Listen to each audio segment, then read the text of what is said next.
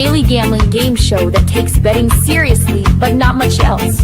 Get our favorite plays on the totals, sides, props, exotics, and futures to jump on now. So let's get it started with Jason and Ben. Let's get it started with Jason and Ben. Let's get it started with Jason and Ben. Subject som känner konstappa konstapelina. Let's get it started with Jason and Ben. Let's get it started with Jason and Ben. Hey there, what's going on, everybody? Thank you for tuning in to Wanna Bet. We are fired up, as always, to be with you guys. I am Jason, that is Ben. We got a lot to get to today. League Cup action is back. I'm fired up for that. Full slate in the MLB after not everybody took part in Monday activities. In baseball, we're creeping very close to the start of a full week of NFL preseason games, just a couple days away. Always keep an eye on CFL. Ben's always watching the WNBA. We're trying to find value for you guys wherever we can. We do this every day. First, second, and third down, our three favorite bets of the day, our favorite plays we made on games that might be today, tonight, or in the future, but things that we've bet since our last show. Fourth and long is often fourth and short. It'll be fourth and short again today. We're looking at quick hitters, things we can get you guys paid on very quickly. It's been a baseball focus lately. Hit another nerfy yesterday. Back for more today. In overtime, we're going to discuss the upstart Miami Marlins, the Fish, a team that Ben and I have been banking on a fair amount lately with some legitimate success. How would we bet them moving forward? But Beltway Ben, as always, how did we do last night? There we go. Another solid night. We continue to return for you guys on basically a daily basis. Dodgers, man, I thought they could scrap out 3 or 4 runs against a bad Cardinals team, but Sonny Gray shut them down. The bullpen shut them down. Really, really rough showing from them. A solo shot from Freddie Freeman's all they got early. I'm scared of the Dodgers. I thought that was a decent shot to back the Dodgers. They couldn't score for me. The nerfy hit. The Brew Crew continue to cash. I will be back on them today. Beltway Ben, how about for you? Yeah, it was a fine night. We were down a unit because of the glass now. We needed three innings, and of course Mason Wynn, of all people, takes him yard to left, mashes that ball, which never would have saw coming. The MLB series parlay got started well. The Tigers won. The Mariners did not play because they're playing tonight, and then the Blue Jays won in dominant fashion. So the series parlay is in good order. And then Trey Turner, one dude in that lineup didn't have a hit last night, and it was Trey Turner. It's just something you can't make up. He scorched 2 balls. He hit like 3 balls, 100 plus, which was kind of crazy and surprising. He made it out, but again, it happens. And I just thought that he might come through for us, but he didn't. And again, one person in that lineup didn't have a hit, and it's Trey Turner. It's like, you got to be joking. Yeah, no, it's crazy. They hung a couple touchdowns on the Orioles, couple touchdowns, extra points, all that stuff. Yeah, I would have loved to have swept the board in MLB last night. And obviously we made Leagues Cup wager yesterday, and we're back on Leagues Cup again. You can find all of our shows, past shows that still have bets that are out there for games that haven't been played yet. YouTube.com/@wannabet with us, and all of our plays in real time on the Super Discord. Go to my link tree, go to Ben's link tree. It's right in our Twitter bios. How to sign up for that. All right, Beltway Ben, kick us off, man. What you got? Yeah, first down, we're going to head back to that Dodgers game. We're going to go with Will Smith over 1.5 hits, runs, and RBIs, and that's -145. 361, 455, 619 slash line at home. And then you give him Michaelis, who on the road has been awful. Righties are slugging 520 against. It was a hitless night for Will Smith last night. He hits 4th in that dominant lineup, and we know the damage that they can do in front of him. And quite honestly, behind him, when you have guys like Teoscar Hernandez and Andy Pajes hitting right behind him, you have the ability to get driven in. And then before you have a trio. And I know Mookie's been down a little bit, but you have a great trio in front of him. So Will Smith, he's a very clutch hitter, comes through with runners in scoring position more than anybody in the MLB. He's one of the better hitters in the MLB, to be quite honest with you. And because, as I talked about, with Mookie Betts, Shohei Ohtani, Freddie Freeman, I don't think Will Smith gets talked about nearly enough. And he's got a slash line, 332, 426, 542 against right-handed pitching. He's a reverse splits guy, but he also hits lefties well if they throw a lefty out there. So I like Will Smith over 1.5 hits, runs, and RBIs. Excellent. We are back on the League's Cup. No games yesterday between Liga MX and MLS, but we've got it back going. We jumped on Columbus. We gave that to you guys earlier. And I love Mazatlan, who've been one of the upstarts in this tournament. Like Mazatlan and Juarez are the two Mexican sides that I think have outperformed expectation. There's a lot that haven't. Club America, Cruz Azul. I could go on. But this side is showing me something. And really, we're at a point in this tournament where the haves and the have-nots have separated. Mazatlan's got everything to play for, to push for goal differential, to push for goals scored, to win this match and try to make sure they're one of the 4 Mexican sides that move through out of the 18 that are in this event. On the flip side, San Diego FC have nothing to play for. They've been eliminated, -2 goal differential. They have not picked up a point yet. They cannot go through to the knockout round. They've got key MLS games coming up again on the weekend. I expect them to be leaning heavily in a squad rotation here. I expect them to be playing some kids, resting some regulars, and their form just has not been good in this tournament. They've allowed 5 goals, have San Diego FC in their last 2 games. Mazatlan, again, everything to play for them. They have a +2 goal differential. They've been good for a couple of goals a match. I expect them to be pushing early. And they're in a weird situation here. Like, it's we're starting the 3rd stage of games, but like, not everybody has everything to play for. And of the Mexican sides that do, these guys are going first. So it's almost like when you hit first in the home run derby and you don't have a set number to chase. So you better run it up as much as you can because you don't know what's coming behind you. Like, they've got to take advantage of this matchup tonight. They've got to be thinking at least 2 goals scored, probably 3. So for +240 to win this match against a team that, yeah, maybe they want to play spoiler, maybe they won't. I like Mazatlan to finish the job here and put themselves in position to be one of the 4 Mexican sides that go through. Second down, Ben. The second down, we're going to stick to the MLB. And I'm going to go with Brian Wu to record a win at -110. It's very rare that you get like minus money on a guy to record a win. It's plus money usually, even in very fair matchups. But that's how confident the books in Vegas is that Seattle wins tonight, and Brian Wu dominates at home as he's done all season long, right? He's got a sub-3 ERA at home.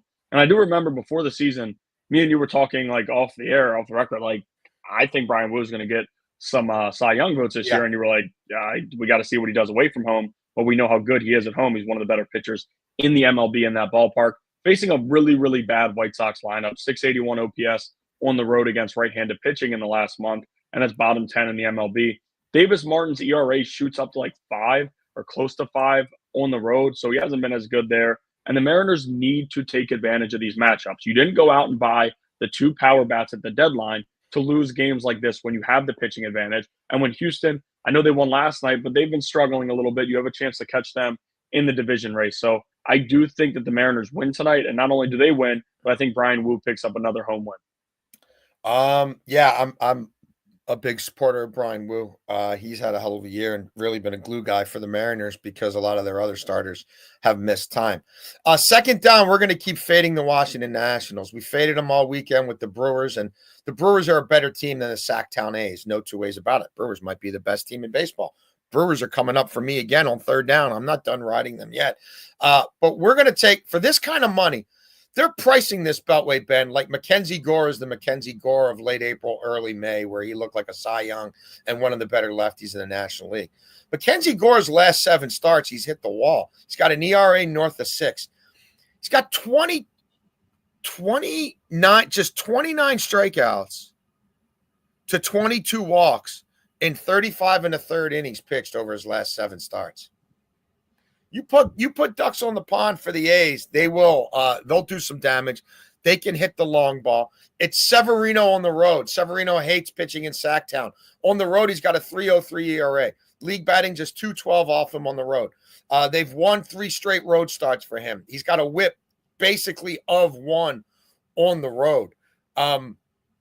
Mackenzie Gore, the Nats are just as good, even when he pitched well. The Nats are 8-14 in his starts. They're 3-6 in his home starts. 5 of those losses on the run line, so they're getting pounded. He hasn't been as good, and the Nats hit far better on the road than they do at home. Look, if you want to get the minus 170 and take the 1.5 with the A's, I mean, go ahead and do it. The A's 32-25 on the run line on the road, 7th best in baseball. The Nats 22-33 on the run line at home, including 4 straight run line losses at home. They are 28th in Major League Baseball in cover percentage at home on the run line. And the A's are pretty hot. The A's are 7-2 in their last 9 games, 8-3 in their last 11 on the run line. I think the A's have a chance to blow this open. And we know the Nats bullpen is atrocious. And you know what? The Nats can't afford Mackenzie Gore, who looks to be hitting the wall, getting hurt late in the season and having that hanging over them next year. So, like, if Gore doesn't have it early, as bad as their bullpen is, I don't think they're going to have him push through it. So, for that kind of return, give me the A's. Third down, Ben. Yeah, third down, we're going to go to the WNBA. And we're going to go with a different play here. Jessica Shepard over 9.5 rebounds at minus 110. And the big reason for it is Nafisa Collier is out with injury.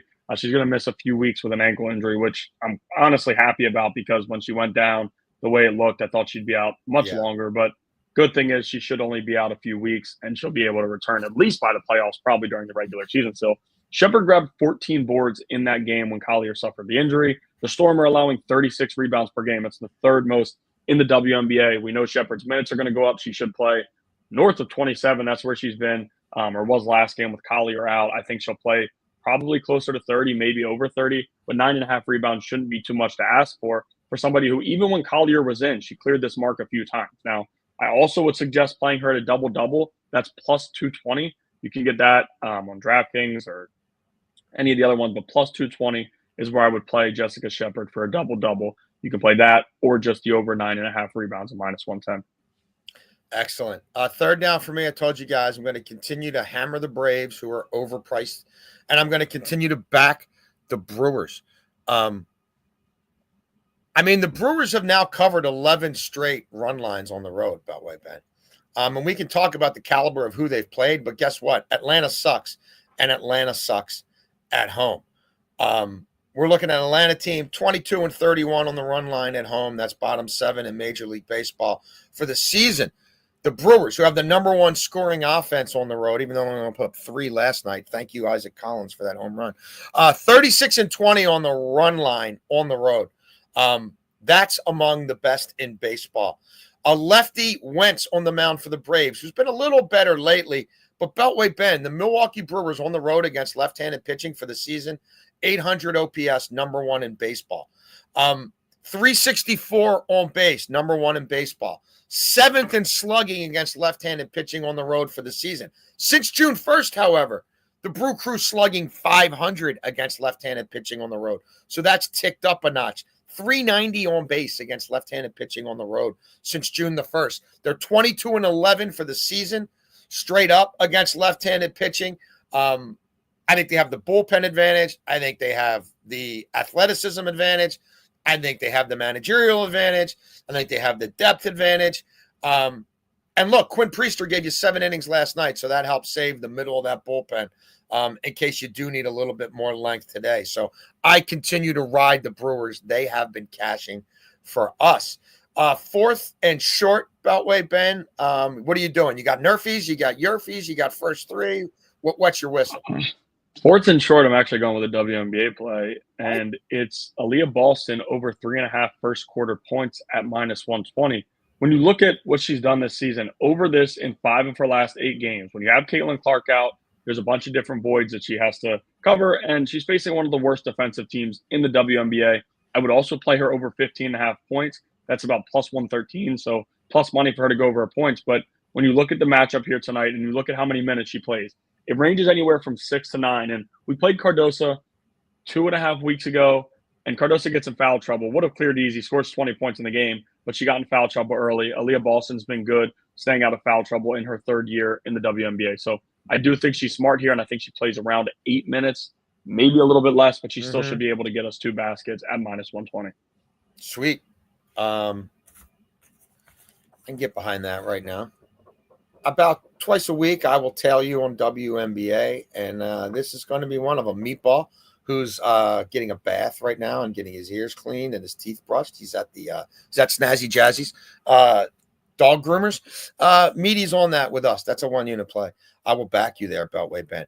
Fourth and short for me, we hit a Nerfy last night. I'm going back to a Nerfy that we hit last Wednesday when it was Logan Webb on the mound against Burroughs, San Francisco and Pittsburgh. They were at San Francisco last Wednesday. They Nerfied again. Those two are back against each other tonight. Two offenses that, the Pirates have been scoring early, but the Pirates don't really score early in games in general. Look, that's not the greatest Nerfy price in the world. It's also not the worst. Sometimes you find them minus 170 and minus 180. Burroughs has gone 7 straight games without allowing a run in the first inning. He has no runs allowed in 10 of his last 11 first innings. Logan Webb on the mound again for Los Gigantes. He's allowed 1 first inning run in his last 11 starts.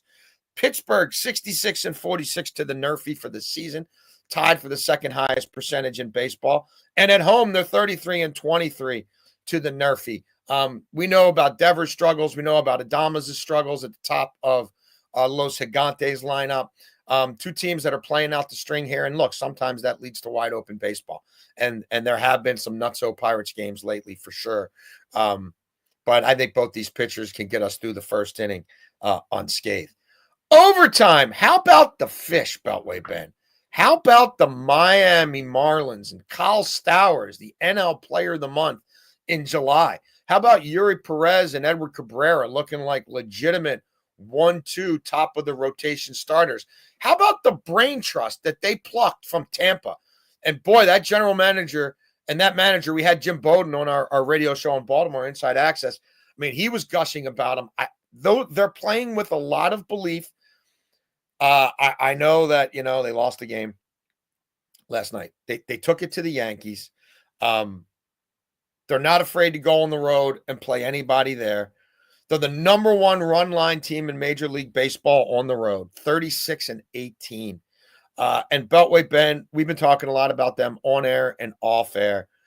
Anything in the Marlins wagering markets that wets your whistle?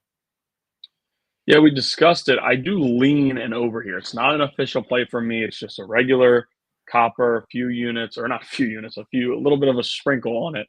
But I do think, right. I do think the Marlins are in a good spot right now. And one of the big things, we can go player by player, however we would want to do it. One of the big things here is the team fights, and they just don't go away, and they bother you, and they're annoying, and the bullpen comes in and gives up a run or two, but the offense comes right back. And they have a few guys that, to me, are going to be studs. I remember talking to you about it way earlier in the year. Agustin Ramirez, I gave out a prop one here and was kind of like, does he have a chance to kind of storm into Rookie of the Year? Of course he hasn't, but he's been pretty damn good, and they've trusted him a lot, hitting him top 3 in the lineup regularly. Kyle Stowers should be in the MVP NL top 3 probably.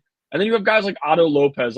If I ever bet against the Marlins, when he comes up, it's the worst thing ever for me because he just delivers and does damage. Xavier Edwards knows the exact role he is for the leadoff spot, doesn't try to chase power, knows he doesn't have it, but just tries to get on base. They brought up Marcy, the guy they got in that deal for Luis Arias. He's been pretty good since calling him up, and he's played a fine center field. And then their bench, Sonoja comes up, delivers a massive home run against Bednar the other day. They just have all of these different guys that just do good things, and they play well. And you talked about Yuri Perez and Cabrera, but those two are finally starting to look like what we thought they'd be when they were coming up through the minors, and they were highly regarded and all of that. Sandy Alcantara, he'd been pretty good before last night for the last few weeks because, of course, he started the year awful. But I do trust them. And Jansen Junk, we talked about him a million times on here. Keeps getting it done. He's doing it. It's crazy. It's hard to believe, but he's really, really doing it. The bullpen does give me a little bit of scare, and I just don't know if that's good enough to make as big of a push as they need to get in the playoffs. But again, to get 70 wins with how good they've played and how they just don't care. They can play the best team in the NL, the best team in the MLB. They can play the worst. They will continue to put up runs. They'll get quality starts out of 2 or 3 of their starters, and they'll get things done. So this is a lean for me. I do like them over 69.5 wins. Yeah, look, I think they're pretty legitimate, and I think they're playing with an energy that works for them. There's no expectations, and they're going to be playing a lot of teams that are in the thick of the pennant race that are going to be a little tight. That managers who are probably going to be over managing certain situations, and they're already playing with house money. I mean, they're sitting here basically at 500, 110 games into the season, like plus 185 for them to win 80 games, for them to finish within a couple of games of 500, like. That's a Copper play. Copper got his shots at the vet this morning. He's sleeping. Choppy, like, I don't think that's out of the realm of possibility. Even Quantrill's a number 5 starter. You could do worse than that. Like, I'm buying him, man. I don't think people like going into that dome and playing in those weird situations. I think this manager has some special sauce, and I think they're going to be pesky till the end. So, like, do I think, they can go 80 and 82. I don't think that's out of the realm of possibility. Crazy things happen in this league. You could go back to the middle of June, right? You could go from like late May through June and find a 6-week period where the Rays were probably the best team in baseball. Like, do I think the Marlins could keep this ride going for another 2 or 3 weeks and get us into September and them still be sitting around 500? I do. I do. There are teams that just, it's their year and they start to turn the corner. And maybe they even call up a kid or two who also sort of helps them because the vibes are so good and the pressure's off. So they've been a great story. Again, if you're backing them, especially on the road, you're making a lot of money. And I think the Marlins are going to play viable baseball down the stretch. I wish they could keep Ryan Weathers healthy. I think he could be a really strong top tier lefty for them. Moving forward, if they could ever keep him healthy. The 2 little stretches he's had the last 2 years where he's been able to put together 6, 7, 8 starts in a row have been really good. And I think they've got smart people running that organization now. So look out for the Marlins moving forward. Look out for us right back with you guys again tomorrow. We will be back to our normal noon time slot, noon Eastern, on the East Coast here in the States on Wednesday. We'll have more Leagues Cup. We continue to look at MLB. And Wednesday, it's PLL, Premier Lacrosse League, getting down to the nitty-gritty. Final week of the regular season, playoff berths at stake. We will break down and handicap all 4 games as the PLL regular season concludes. We thank you guys, as always, for tuning in to WannaBet, and we'll see you tomorrow.